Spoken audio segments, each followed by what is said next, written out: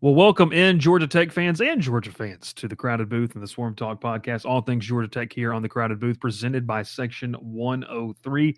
And this is the episode that a lot of you have been waiting for. He has popped in on our Crowded Booth college football shows all year long, but I know a lot of you were wanting to welcome Palmer Thombs in for our Behind Enemy Lines podcast. We weren't going to go anywhere else other than the direct source over at Dogs HQ. So, Palmer, we appreciate the time, man. You and I were just kind of taking I would say, not off the record, but kind of an off color preview of the game and everything. So I'm pumped to be able to talk about this one.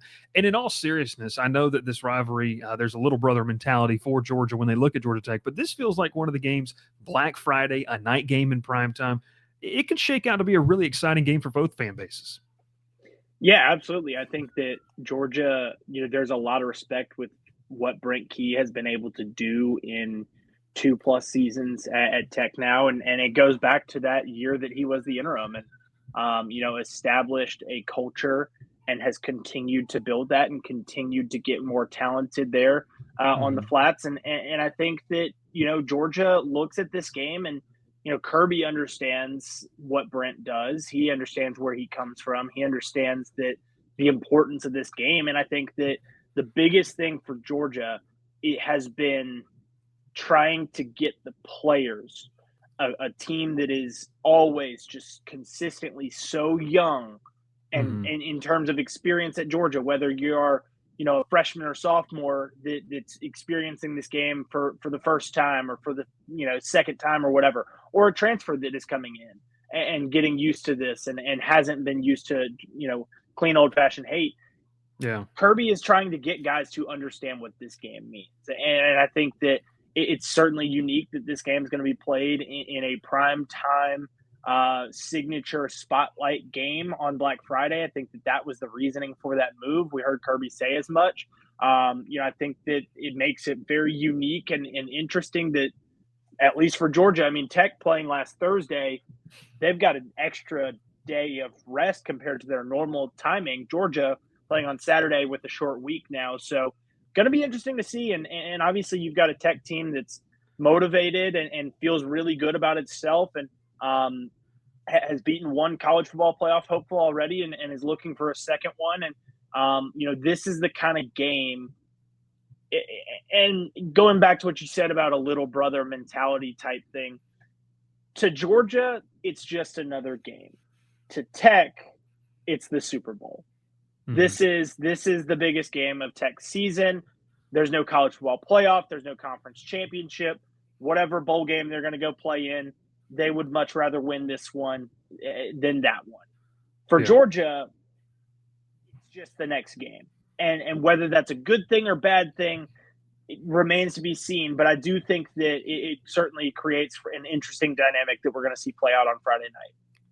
Well, let's talk a little bit about Georgia and kind of a segment we do on our Behind Enemy Line shows of who's in, who's out. Obviously, Georgia kind of battling some injuries. Palmer, Kirby Smart gave some updates today.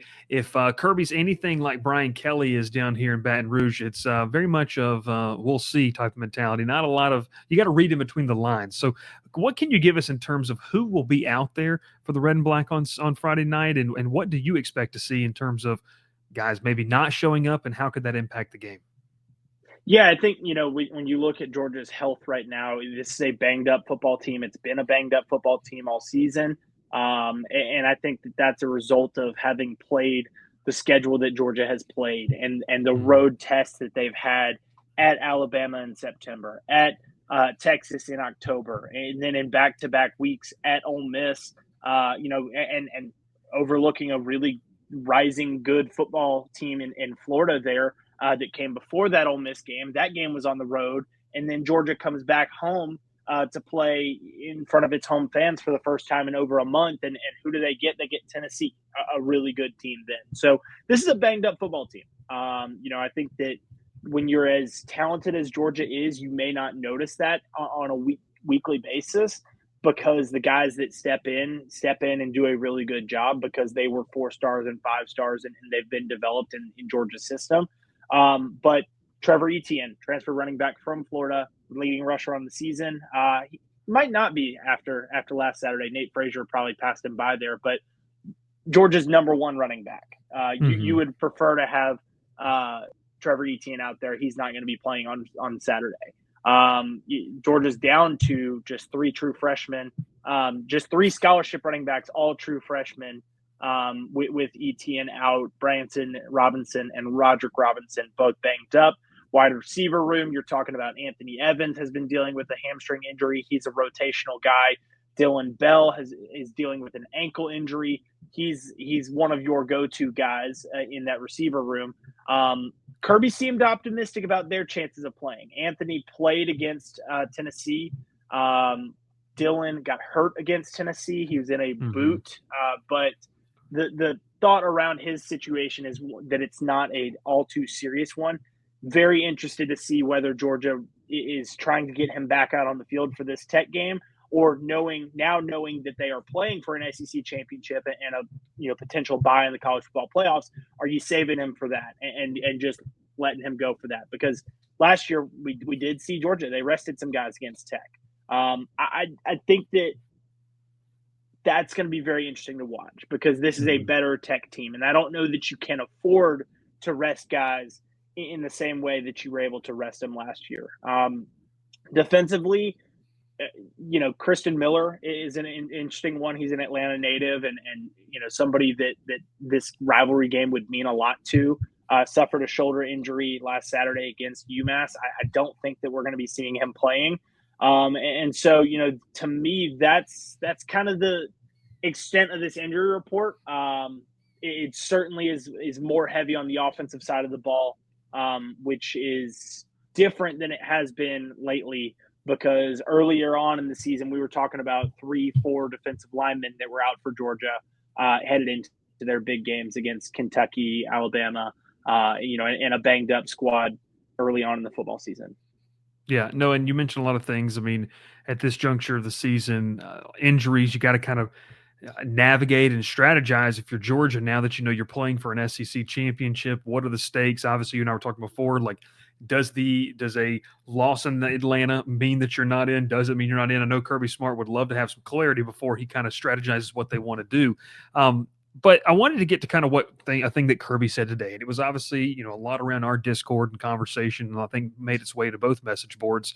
And just in terms of the idea of this rivalry, I know you mentioned it here just a second ago, but Brent Key obviously has been quoted as saying there's nothing that he hates more than Georgia. Now, Palmer, look, I sat in on Brent Key's. I was there at his introductory press conference where it was a very emotional Key who had just taken over the head coaching job of his alma mater, and he said we will work 365 days to beat that team in the state. And I don't think, and I'm going to get myself in trouble here, but I'm already having you on the show, so I'll get you in trouble. I'll get myself in trouble anyways. I think a lot of this stuff is good for fans, and I think a lot of people lose sight of, a lot of these players have great relationships. I remember talking, good friend of mine that played quarterback at Georgia Tech, Taquan Marshall. He always told me, he said, look, fans, they love the rivalry. Yeah, you hate Georgia, you hate Georgia Tech, stuff like that. He said, but there's a lot of friendships. A lot of us played high school ball together. A lot of us played on the same 7-on-7 teams. There's a lot of similarities. So with Kirby Smart kind of, I don't want to say downplaying. I mean, he did mention there will be emotions in this game, but you can't coach emotionally. What's your take on the two different styles? In just terms, is this more for the fans than it is for the players on the field? And when you get in between the lines, it's still just football. It's 50 yards, or what? It's 100 yards long. You still got to play the game that you've been playing since you were a kid. I definitely think for the players, and I haven't gotten to listen into what Tech players have said this week. It's interesting to hear. It'll be interesting to hear that when they do speak, Mm-hmm. because I think that you listen to Georgia players, and it goes back to what I said earlier about this is Tech's Super Bowl. This is just another game for Georgia. With where these programs are at, that's okay. Georgia's goals, yes, they do need to win over Tech to. Well, you don't need to win over Tech with a guaranteed spot in the SEC championship and a guaranteed bye to the winner of that. So Mm-hmm. you don't need to, saying that you have to beat Tech to get to your goals is no longer true anymore. Yeah. Georgia could lose to Tech every season and still make college football playoffs, guarantee itself a college football playoff spot and go win a national championship. So I think until Tech gets truly competitive for the ACC, for that a spot in the college football playoffs, I think until that's the case, you're going to hear more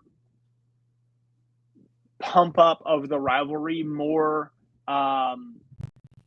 emotional narrative on that Tech side, because I think that, you know, winning a game like this would be huge for that program, but not just on the field, but off the field. You can recruit better, you can bring in better talent, and slowly but surely, you know, first of all, you're seeing that happen. Georgia and Tech are, you know, going back and forth on some recruiting battles now. You're seeing the talent that is improving on that roster at Tech. And I think slowly but surely, Brent Key is building a program that is going to be eventually competitive for a college football playoff spot. That's not the case right now. And so right now, winning this game over Georgia would mean the world to Tech. But, you know, I think that when Tech gets to that point, and I do say win, for all those Tech fans that hate Palmer Thombs, I say win, because I do think that the ACC is open to that kind of to Brent Key's style and the program that he's building. I mean, look, SMU's, you know, very competitive in it right now. When that happens, I am interested to see if he will continue to be 365 days a year focused on Georgia, or whether the focus and emphasis shifts to, hey, how do we beat, you know, how do we compete at a higher level? And look, you know, I do think the focus on trying to beat Georgia is probably helping them improve that program, because if you are building to beat Georgia, you're building to be a college football playoff contender. Yeah. No, I agree with you. But Georgia's not building to beat Tech. I mean, that's kind of what it all comes down to. Georgia is not building to beat Tech. Georgia is building to beat Alabama, which it can't do. And Tech is trying to build to beat Georgia, which it can't do. Yeah, yeah. And it might be able to. We'll see, Palmer. Let's talk a little bit about this game, because I do want people to understand that Palmer said before the show started, he said, this is a game that Georgia Tech can win. Now, Palmer, this is a far cry. I'll say it so that they can hear it from my mouth. All right, go ahead. Those words will come out of my mouth right here. Georgia Tech can win this game. Absolutely. Tell me how. How's that happen? What does this look like if Georgia Tech is going to be in this game with a chance to win in the fourth quarter, or just win it outright? It's going to take a really solid effort. You know, you look back at last year's game, I think that I don't know that there was ever a feeling that Georgia was going to lose that game, but there was certainly a feeling that Tech had a chance to come and make it a spot where Georgia felt like it might lose. That game was the most competitive game in this rivalry in quite some time, you know, since 2016, Kirby's first year. You know, I think that you're talking about Carson Beck is playing better football right now, but if he reverts to what he was doing mid-season and you know, turning the ball over, you got to get stops. And if you're getting stops and getting turnovers in the process, you know, and completely killing the chances of Georgia getting points, you know, not just holding them to field goals, but bringing up zeros, that absolutely gives you a better chance to win. Offensively, I think that I'm interested to see how this 2-quarterback system is going to work against Georgia, because I don't know that kind of hokey pokey stuff works against a team like Georgia, against a defense that is going to be very focused, locked in on this game. You know, and I think that the Tech fan would look to last week's effort and 21 points given up against UMass, and absolutely right, absolutely fair. I think that there are things that Tech can look at that game and say, hey, if we can run for however many yards, I mean, I think that they ran for 209 last year, 208, something like that. Yeah. If they run for 200 yards again, they're going to have a chance, because that is an area that Georgia is susceptible. But I think that you're also going to see a Georgia defense that is much more locked in, wants to be there a lot more to play Tech than it did UMass. Now, are you going to catch a Georgia defense that doesn't necessarily want to be there because the focus and there's bigger things out there? You might. and you've got to take advantage of those opportunities. I think that they will be more locked in than UMass. I don't know that they will be more locked in than they will be against insert Texas school here for that SEC championship game. So you're catching them in an interesting spot. It can be a look ahead scenario, but Georgia doesn't really know what it's looking ahead to, and that was something that Kirby Smart talked about. You know, they're not spending any time preparing for a potential opponent because you don't know, is it going to be Texas or Texas A&M? But you know, mentally, are you going to catch some of these Georgia players not 100% focused on Tech? It's certainly a possibility. Well, and that's that's the path to Tech being competitive. Yeah, no, and you know, we mentioned this. You go back to that game again on Thursday night, and Palmer, you know, it's so funny. You know, the Georgia Tech fan base. So there's a minority of these fans that cannot stand what we do, and I believe what it is we just kind of shoot it straight. This is a team that has been wildly inconsistent. They have shown up and they shut down a Miami offense that was one of the most efficient offenses in the country. And then at times they've gotten completely run over. So you look at some of the stats, and I was on. I want to make sure I get it right. It's Roos and Rowe, the show that Yep. your two. I almost called them comrades. That would have got a little political. Your two coworkers to run, and one of them asked me. I don't remember who it was because they're both Jake, but one of them asked me. They said Jake asked Bryce. Jake asked me. Bryce, Jake R. Yeah, there you go. Jake R. asked me. He said, Bryce, the stats, just like the numbers show that this is an improved unit. Tyler Santucci has done a good job with his defense. It shows that, but then you kind of look inside of it, and against teams that can move the ball outside of Miami, like they've kind of gotten torched at times in terms of that. So it does make for a case of when I head into this game on Friday night, Palmer, I really don't know what I'm going to see out of Georgia Tech. I think it's going to be a very emotional game. It's going to be an emotionally charged game. The problem for me is, and I think teams who have faced Georgia and tried to beat them at home, is you have to maintain that energy that you have at kickoff for a full 60 minutes. And you have to be able to maintain that energy when things don't go your way, because this is a really good team, and sometimes the ball's going to bounce their way. How do you respond in that manner? Now, Tech's responded well. But you and I were talking about this. Let's talk about the quarterback position, because if Haynes King was 100% healthy, first off, this wouldn't be a 20-plus point line in where it sits. If Haynes King was 100% healthy, it wouldn't be the case. Aaron Philo has dazzled. He has captured the imagination of Georgia Tech fans. But what I've told him is playing at home in front of 35,000 people on senior night is very different than walking in to what's going to be a crazy atmosphere on Black Friday. So give me your thoughts on Aaron and an Philo emotional in one general. for him. Oh, It'll yeah. be an emotional one for him going back to his hometown. Exactly. Give me your thoughts on this Georgia Tech offense, what you think about them, and a guy in Buster Faulkner who, look, he still knows a lot of that personnel that Georgia has out there. And so there is essentially, and we saw it last year, he kind of knows, you know, what can and can't work against Georgia. I think, and you saw it at times, I think you're going to have to see Aaron Philo do what Haynes King does with his legs. Because I think that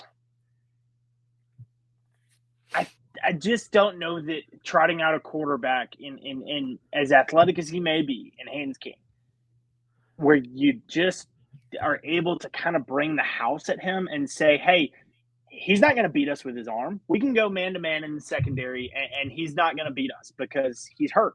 And, you know, I think that if you have a fully healthy quarterback in Aaron Philo that can beat you with his arm, and he's able to do some stuff with his legs, that's where and it's asking a lot of a freshman. I mean, absolutely asking a lot of a freshman. But I think that, you know, schematically, I think that they're going to be in a good position. I think Buster Faulkner, like you said, knowing a lot of what Georgia does, is going to be able to put his quarterbacks, and I use that term plurally. Yeah. He's going to be able to put his quarterbacks in good positions. You know, there probably will be some easy stuff there for Haynes King, where it's not just, you know, hey, this kid comes in and it's a wildcat situation and he's going to run the ball, you know, regardless of what happens. But I think that he's also going to put a true freshman in good positions. And I think he's going to put a quarterback that is not necessarily known for his legs, he's going to probably put him in positions to be able to go make some plays with his legs. So to me, I think that that's going to be interesting. But I think, you look at Georgia, they've got some coaching crossover in this game as Yeah. well. I mean, Andrew Thacker with UGA now, Josh Crawford with UGA now.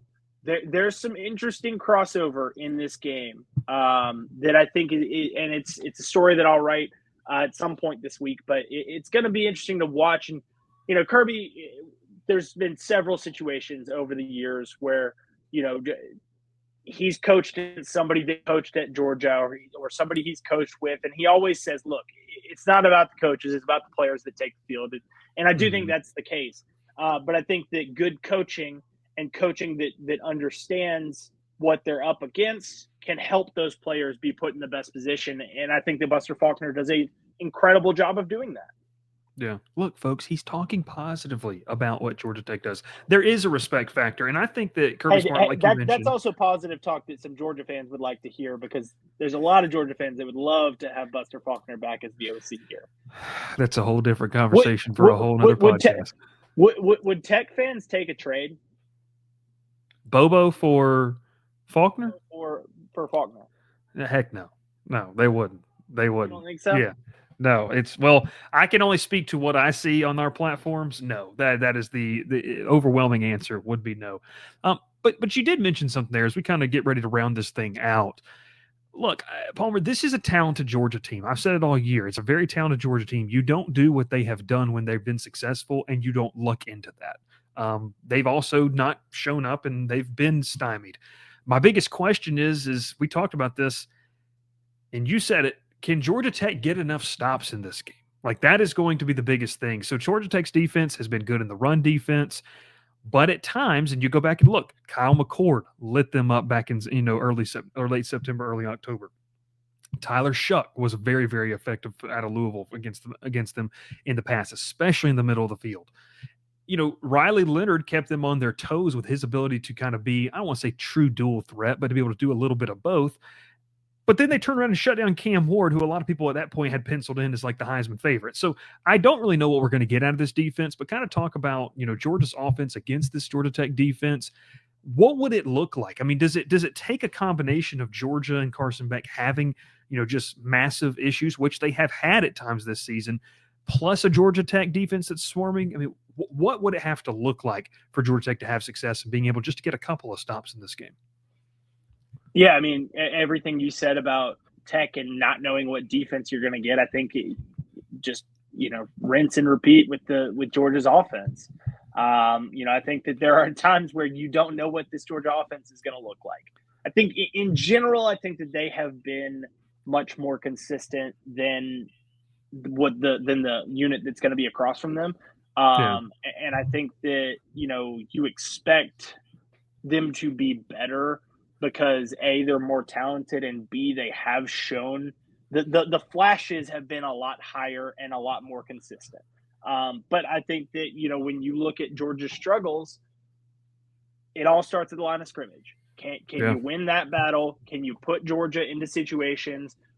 Can you stop the run? You're talking about a Georgia offensive line that's beat up. You're talking about a running back room that's beat up, and it's a couple of true freshmen back there.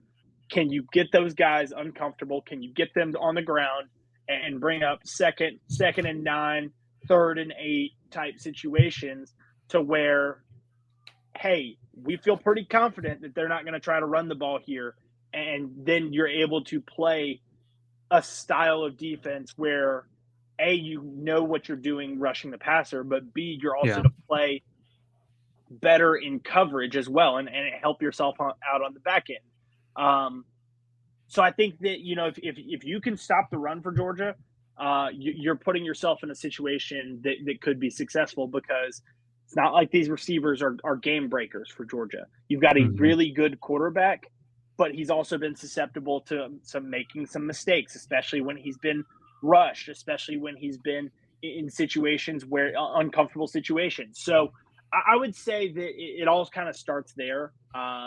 Shocker, but beating Georgia, it's going to take an incredible effort on the line of scrimmage. That's true on both sides of the ball. And so to me, I think, if the recipe for Tech to get a couple of stops, Mm-hmm. And you don't have to. I think with the what we just talked about on the offensive side of the ball for Tech, and the fact that Georgia has shown some inconsistency and some vulnerability against the run. That's something that Tech should do pretty well. And the knowledge that Buster Faulkner has there. I don't think that Georgia's shutting Tech out.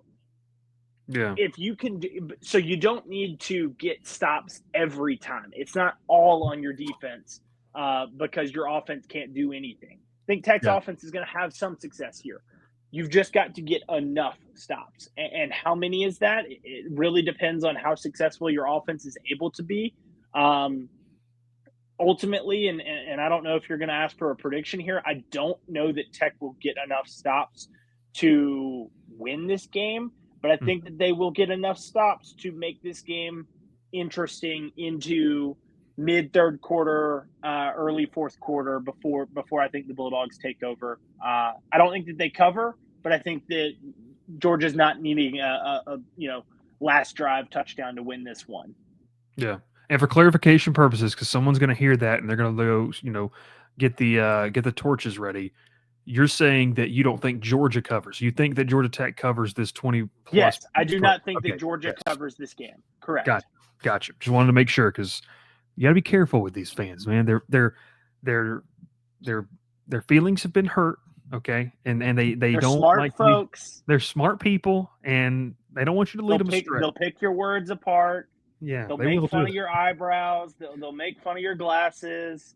They'll try to hurt your feelings because their feelings have been hurt over the years. God, I love college football, Palmer. It's the best. In all seriousness, Palmer, we appreciate you coming on and talking about this game. And obviously, Palmer's going to be in the building.